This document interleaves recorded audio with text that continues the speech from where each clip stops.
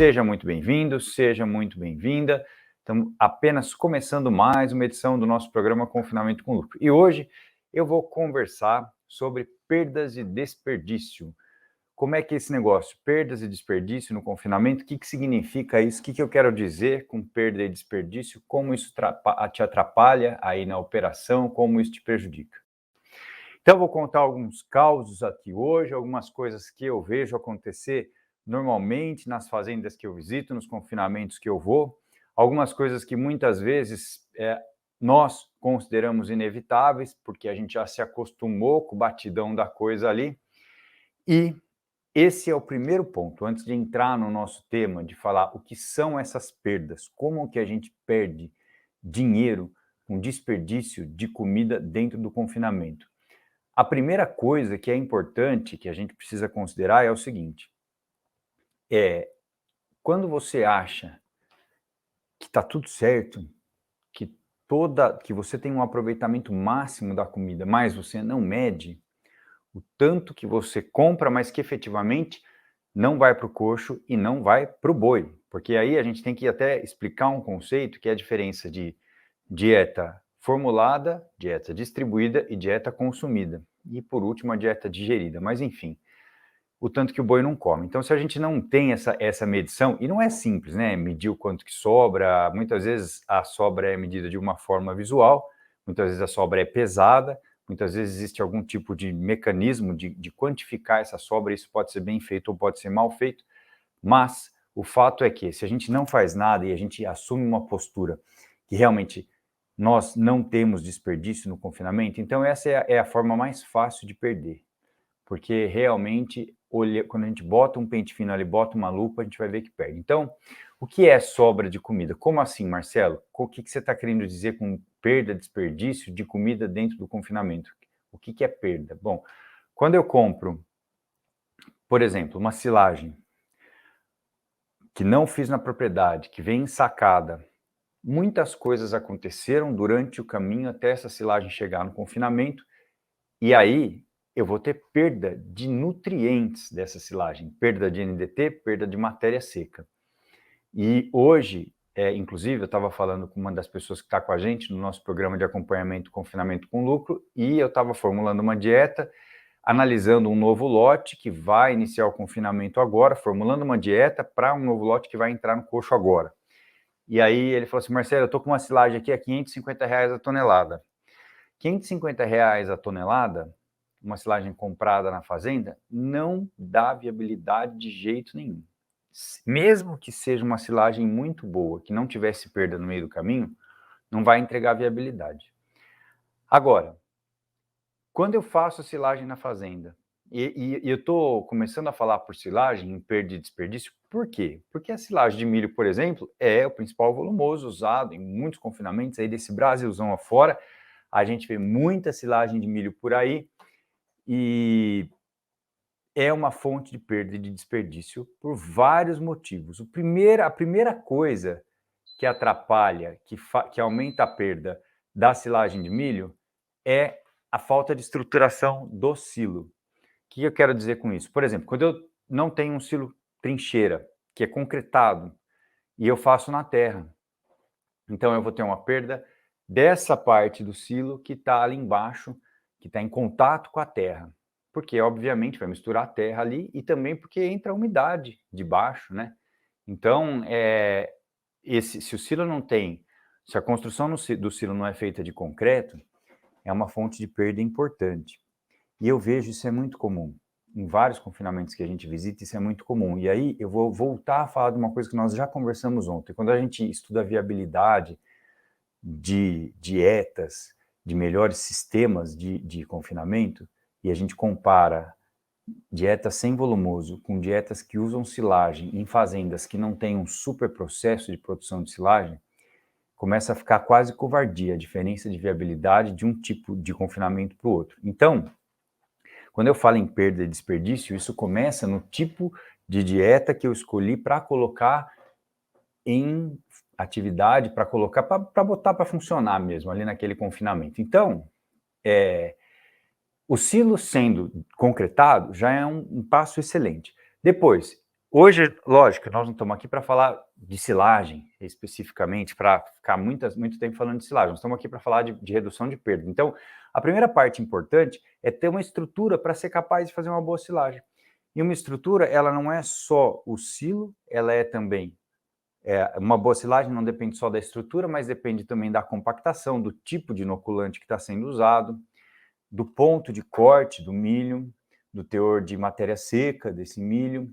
Então, eu posso afirmar com certeza que hoje a principal fonte de perda nos confinamentos é a silagem. E o que acontece?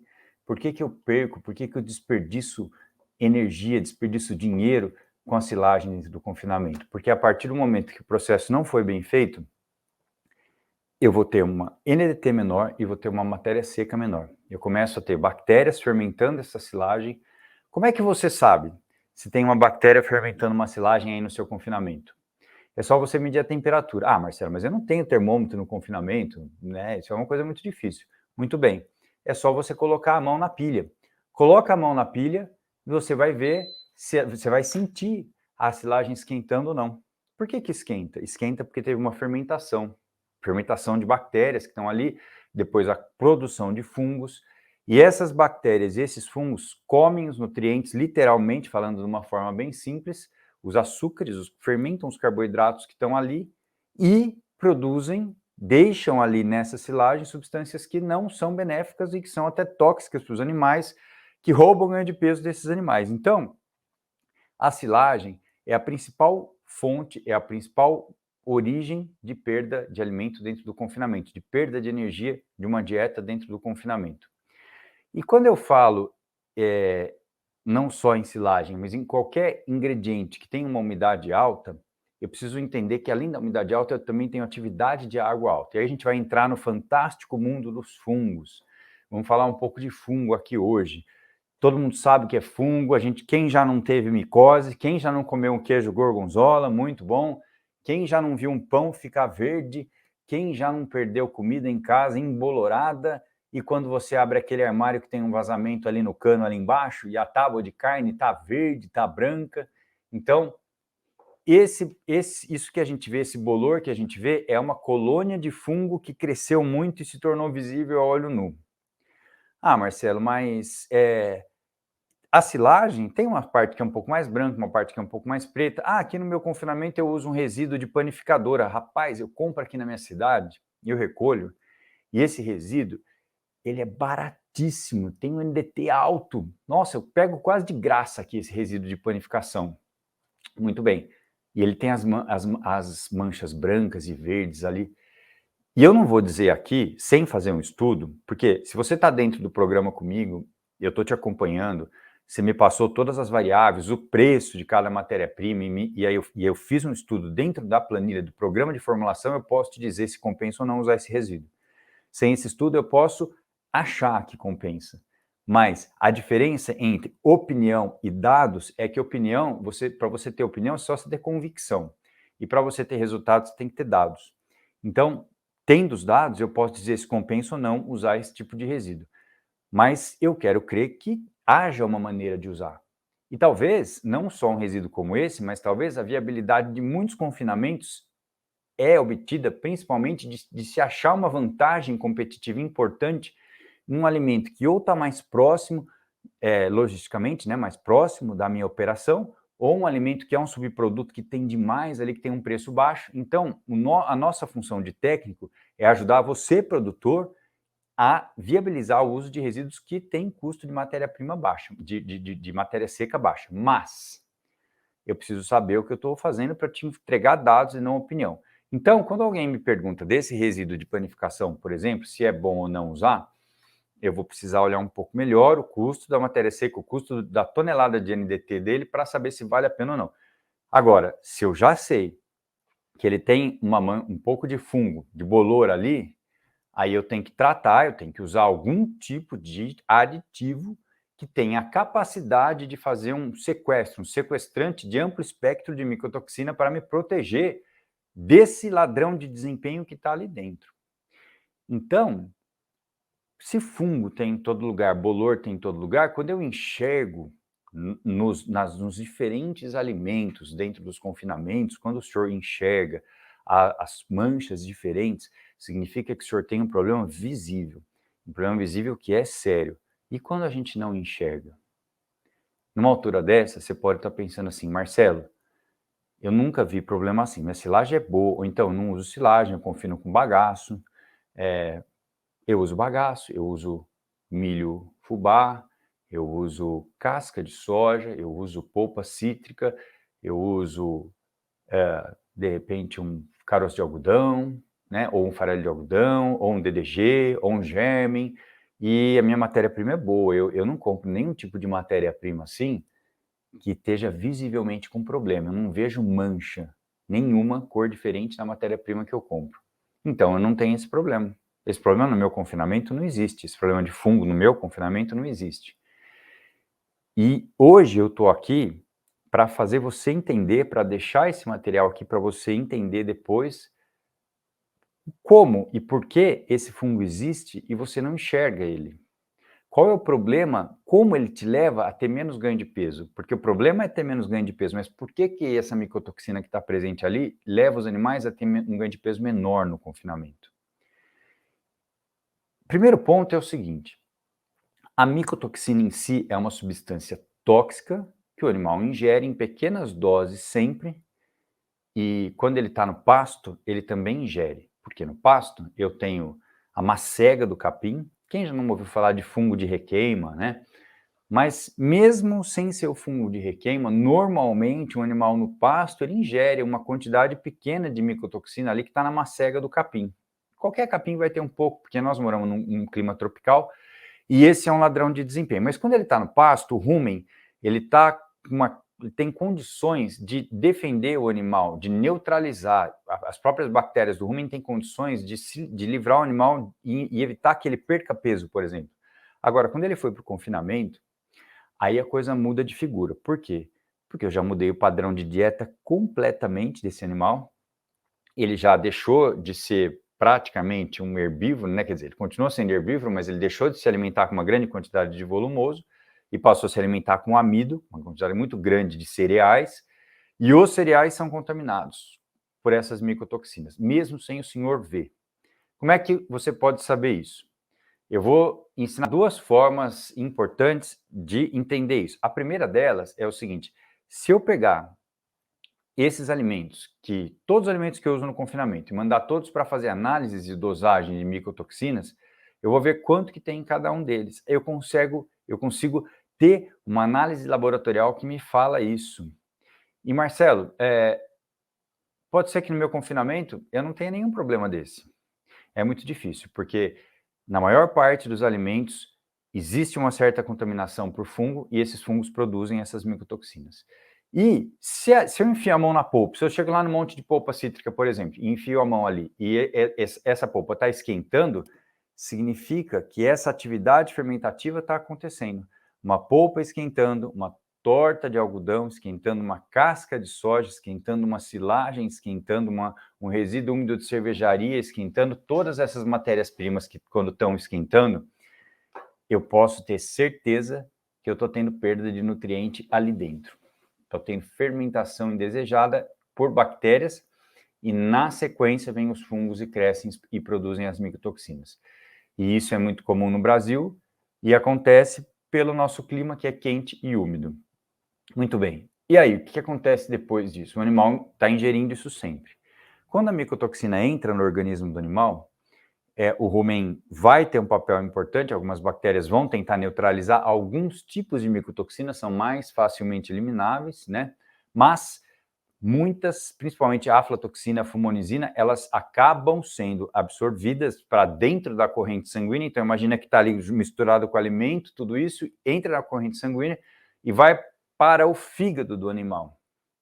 E o fígado, talvez você saiba isso, talvez não, mas o fígado tem um papel muito importante em vários processos metabólicos do animal, inclusive na detoxicação, mas ele é muito importante também para que o animal tenha um bom ganho de peso. E o que eu quero no confinamento? Um bom ganho de peso. O que acontece quando eu gasto muito para comprar os alimentos que eu coloco dentro das dietas e a minha resposta não é máxima, eu perco dinheiro. Então, seu João, quando o senhor está analisando, precisa aumentar o lucro no confinamento, não entende muito bem, porque algumas vezes o ganho de peso não é padrão, não é como deveria ser, e o senhor não está olhando para essa fonte de perda e desperdício, esse hoje pode ser o principal ladrão de desempenho que impede que o senhor aumente o lucro dentro do confinamento. Porque uma vez que o animal, tudo que tem de energia, de nutriente, vamos pensar em nutriente, o alimento, né, ele serve para o animal ter saúde, manter o seu peso corpóreo, ganhar peso corpóreo, ganhar massa muscular, ganhar gordura, né, depositar a gordura na carcaça. Então, tudo que impede isso me atrapalha. E aí, qual que é a consequência? A principal consequência quando o senhor ignora essas perdas que são decorrentes dos processos que acontecem nos alimentos. Menor ganho de peso e maior ocorrência de doenças respiratórias e doenças digestivas. Por quê, Marcela? Por que isso tem a ver com doença respiratória, por exemplo? Doença respiratória no confinamento acontece por uma série de motivos. Você está com vários animais aglomerados ali num espaço pequeno, você tem muita poeira, então existe um desafio nutricional, uma mudança muito importante de perfil nutricional, e aí a resistência orgânica desses animais já não é mais a mesma. Existe muita poeira, existe uma disputa de espaço, existem condições que deixam o animal estressado. Eu vou parar aqui para dar boa noite para todo mundo que está chegando agora, Henrique, Mário, Marcelo. Sejam muito bem-vindos, todos vocês que estão pelo Instagram, pelo Facebook, pelo YouTube, sejam muito bem-vindos aqui com a gente nessa edição, e hoje nós estamos falando de perdas e desperdício no confinamento. Então, quando o animal se alimenta com essas micotoxinas que estão presentes no milho, na soja, na casca de soja, na polpa cítrica, na torta de algodão, no resíduo úmido de cervejaria, nas silagens, essa micotoxina vai para o fígado e ele deixa de ganhar peso e aumenta a sensibilidade dele à doença respiratória, porque a produção, a imunidade, a resposta imune à resistência orgânica desse animal diminui com a ingestão constante de micotoxina, não só nos animais, no ser humano também. E aí esse é um assunto para um outro dia, para uma outra vez, mas essas micotoxinas, elas também são eliminadas no leite, algumas delas, por exemplo, e também se depositam na carne, por exemplo. Então, isso é uma questão que primeiro é do animal, depois é do ser humano também. Lá na frente é do ser humano também. Então, hoje a gente veio aqui para falar de perdas e desperdício, mas uma outra oportunidade a gente pode vir aqui para falar de ganhos exponenciais que a gente tem quando a gente resolve esse problema, reduz o índice de contaminação e leva esse animal a ter uma rigidez, uma saúde melhor. E aí, animal que tem uma resistência orgânica melhor, que está mais saudável, obviamente que tem condições de consumir melhor. E uma coisa muito importante, que eu vou falar agora, o senhor pega um papel e uma caneta e anota aí. Uma das coisas que leva o animal também a diminuir o ganho de peso quando ele consome alimentos que estão contaminados por micotoxina é a alteração da aceitabilidade daquela dieta. Então, o animal passa a comer menos. E experimentos já demonstraram que quando você coloca duas rações diferentes para os animais, uma que contém micotoxinas e a outra que não contém, eles vão preferir a que não contém, porque a que contém, o sabor dela é alterado, logo a aceitabilidade também. Então, quando a gente está falando em época de alimento caro, dificuldade de ter um ganho de peso padrão em todos os ciclos, problemas de consumo algumas vezes, dificuldade de ter lucro no confinamento porque os alimentos estão muito caros. Esse é um ponto que precisa ser ajustado, ou melhor, que deveria ser ajustado. O senhor vai conseguir entregar os animais sem resolver esse problema. O senhor pode até conseguir ter um ganho de peso bom sem resolver esse problema. O que eu estou dizendo aqui é diferente, é o quanto de dinheiro o senhor deixa na mesa quando não resolve esse problema. E a gente consegue quantificar isso. Por quê? Porque os estudos demonstram que, em média, dependendo do nível de contaminação dos alimentos, os animais vão ganhar 15% a menos de ganho de peso. É um número importante. 15% de redução de ganho de peso nos dias de hoje é muita coisa. Atrapalha demais, demais. Bom, fora isso, quando a gente considera toda a cadeia, então o animal está na baia de confinamento, está recebendo uma dieta muito bem formulada, eu tenho uma equipe muito boa, muito bem treinada, que entrega bem isso, mas eu não consegui resolver uma situação que eu nem sabia que existia.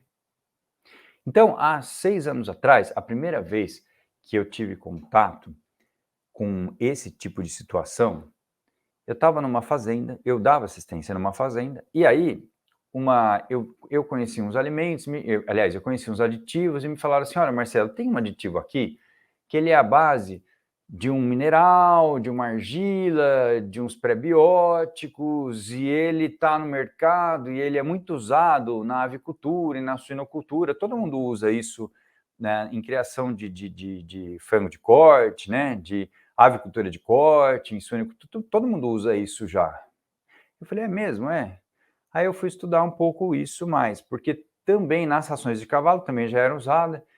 E aí eu olhei e falei, bom, no confinamento praticamente ninguém usa. Eu não conhecia ninguém que usava naquele momento. E aí eu falei, olha, vamos experimentar isso. Vamos ver se isso funciona. Pode ser um ponto importante. Será que os alimentos estão contaminados mesmo? Da minha experiência de 12 anos e meio dentro de uma empresa de nutrição que eu trabalhei e recebi muitas análises que vinham, centenas de análises de alimentos que vinham do campo e eram submetidos a análise bromatológica e análise de aflatoxina, fumonizina, vomitoxina e zearalenona, 4 micotoxinas. Todos os alimentos que vinham,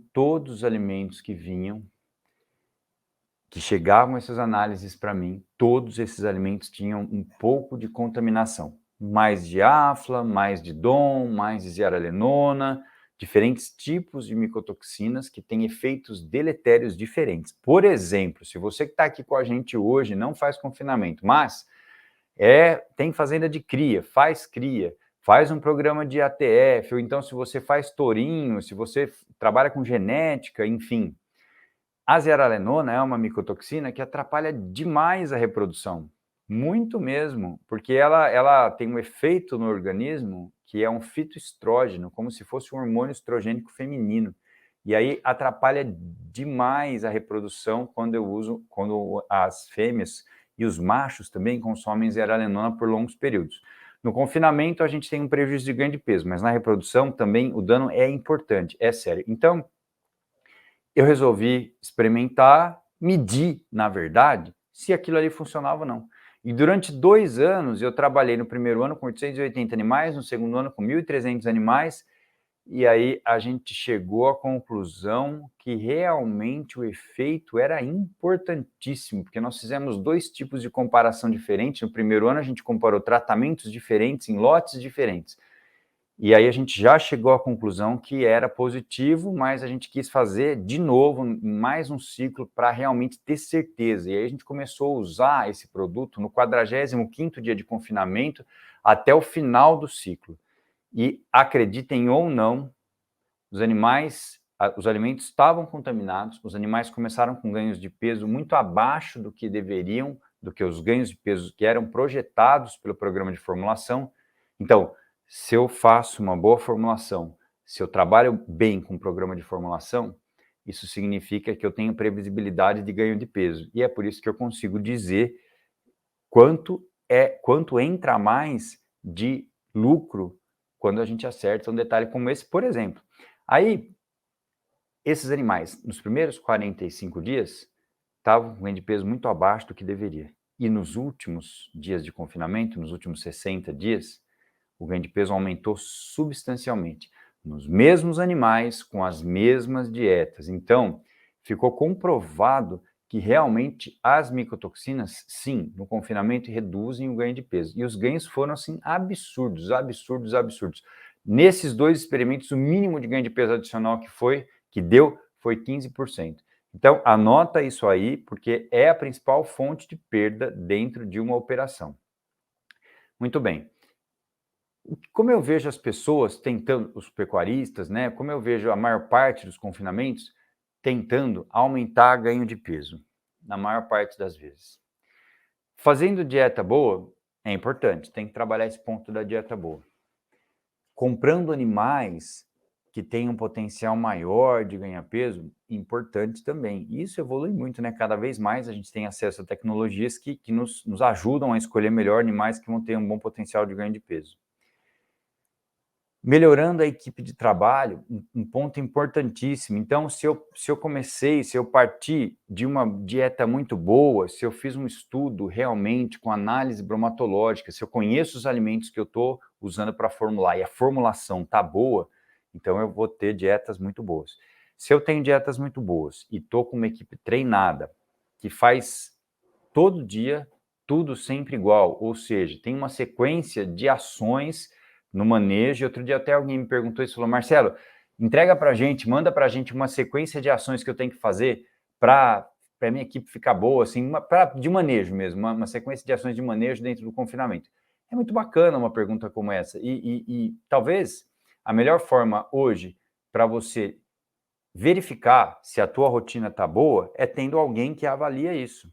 É alguém que vai, olha o que você está fazendo, vê o que pode ser melhor, porque as chances são que de dentro da fazenda, você está acostumado com o que você faz. E quando a gente está acostumado com o que a gente faz, a gente não consegue ver muito bem o que está certo e o que está errado. Então, no primeiro ponto, trabalhando muito bem a formulação e depois, na hora de ajustar a rotina do confinamento, para que realmente o ganho de peso, a engorda seja mais rápido, o ganho de peso seja melhor, é muito bom que tenha alguém de fora que consiga ter uma análise crítica. E aí, comandar esse time. E eu gosto, às vezes, de comparar com um time de futebol, né? Porque um time de futebol ele pode ter ótimos jogadores, mas se não tiver um técnico, esses jogadores, sem uma coordenação, muitas vezes o ego e a vaidade deles, a falta de disciplina, muitas vezes, que é normal de qualquer ser humano, querer fazer bem ou querer ser melhor que o outro, ou querer achar que, enfim, várias coisas, sem uma coordenação, pode ser que muitas pessoas boas não andem na melhor direção. E às vezes eu também vejo nas fazendas alguns tipos de liderança, de gerenciamento um pouco antigo, que não funciona mais tão bem hoje, porque hoje em dia os funcionários estão diferentes e assim, o ser humano, as nossas necessidades humanas estão diferentes. E eu costumo falar o seguinte, se você consegue alinhar a necessidade da fazenda com a necessidade do colaborador, do funcionário, com a necessidade do boi, aí nós estamos falando em ganho de peso máximo, só falta chegar nesse ponto que a gente está falando hoje, que é justamente trabalhar para reduzir as perdas e o desperdício dentro das operações. Então, como funciona, por exemplo, se você está aqui com a gente hoje e acompanhou a semana passada, a Semana Confinamento com Lucro, ou se você está dentro dos nossos grupos do programa Confinamento com Lucro, se você ainda não participa com a gente desse programa de acompanhamento, eu gostaria de deixar essa mensagem para você aqui hoje, porque é justamente esses pilares que a gente trabalha dentro do programa. Tanto a parte de formulação, chegar na melhor dieta, e aí talvez você já tenha alguém que faça a tua formulação de dieta, ou talvez você já seja um técnico muito bom mesmo, com muitos anos de experiência, que tem dietas muito boas e que já consegue entregar o melhor custo-benefício de acordo com o objetivo dos animais aí das fazendas que você gerencia. E talvez duas cabeças possam fazer isso ainda melhor. Agora, se você não tem, ou se você segue o mesmo padrão de dieta há muitos anos, e hoje em dia nós já temos muitas coisas novas dentro das dietas de confinamento mais modernas, então seria muito bom ter alguém de fora para realmente fazer uma análise crítica e ver o que precisa mudar na sua dieta, o que precisa mudar na sua rotina. Então, dieta mais bem trabalhada, rotina ajustada, controlando essas perdas e desperdícios com essas contaminações, só está faltando duas coisas, que é o começo e o fim.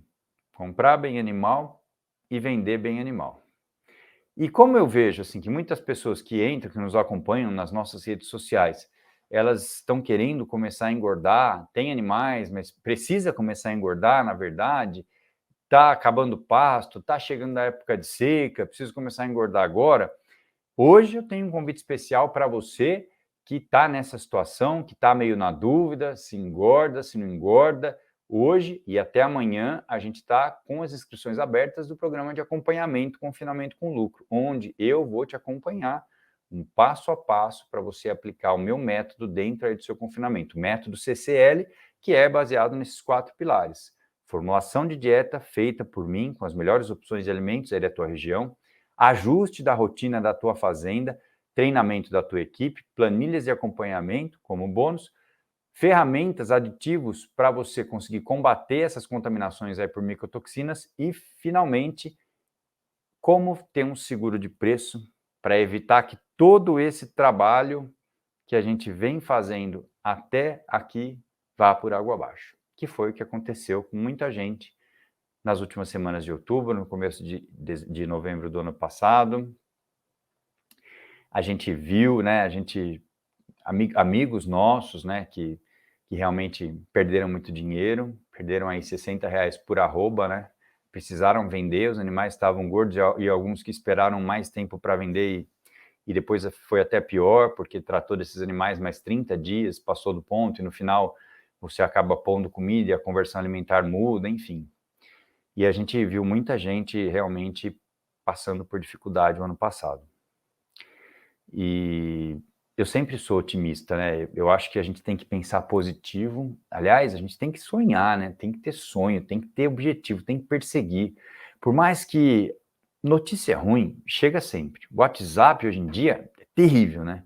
Mas a gente tem que ser maior que isso, tem que ter perseverança para conseguir, para atingir os nossos objetivos.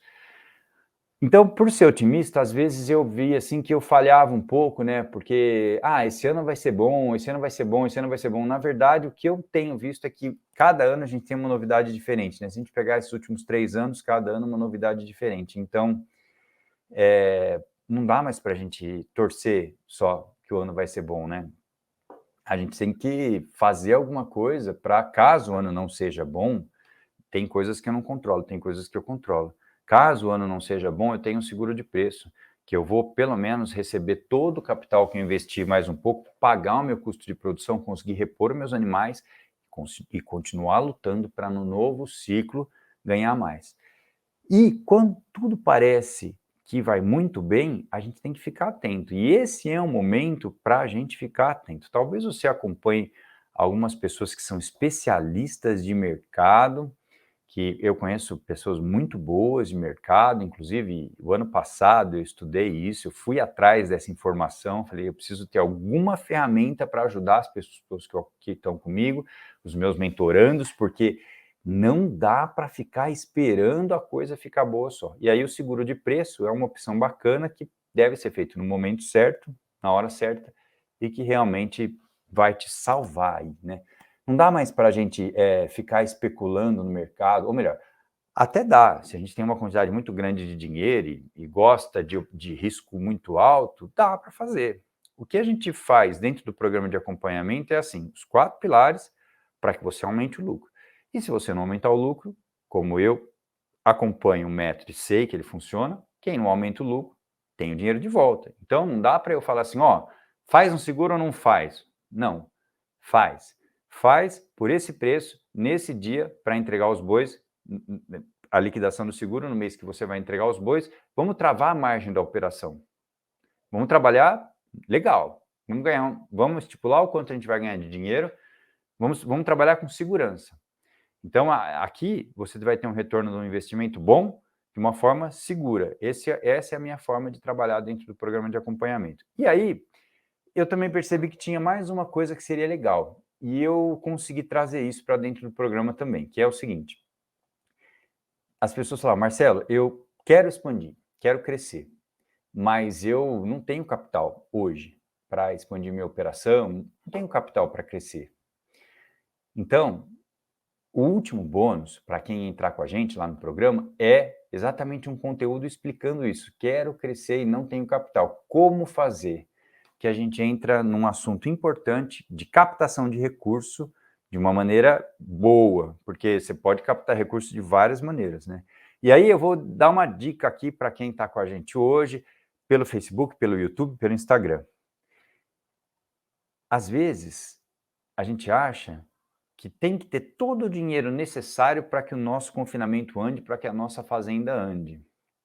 E essa não é uma visão empresarial, porque qualquer empresa grande, ela trabalha muito com capital de fora. Talvez você já tenha me ouvido falar isso no canal, a gente costuma colocar isso, a gente costuma falar isso, né? Mas talvez você não tenha ouvido ainda. Então, pega uma multinacional, e eu sei disso, porque eu trabalhei durante 12 anos e 6 meses na maior multinacional de produção de alimentos, de animais no Brasil, que hoje pertence a uma companhia americana e eu não trabalho mais lá para eles. Hoje eu tenho o meu negócio, a minha empresa, o meu negócio digital, o meu negócio físico aqui em Bauru, que é a Valor Animal, que é uma distribuidora também de alimentos e de feno aqui na região de Bauru. Mas eu sei que da época que eu estava lá, sim, uma boa parte do capital dessas empresas ele é de fora.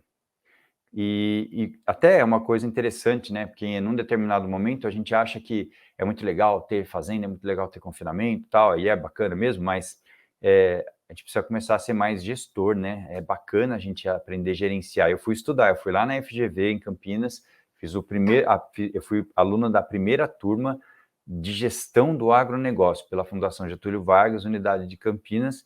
Isso foi no ano de 2007. Hoje nós estamos em 2022, faz uns anos já, né? A gente vai ficando com barba branca um pouquinho, mas graças a Deus a gente faz o que gosta.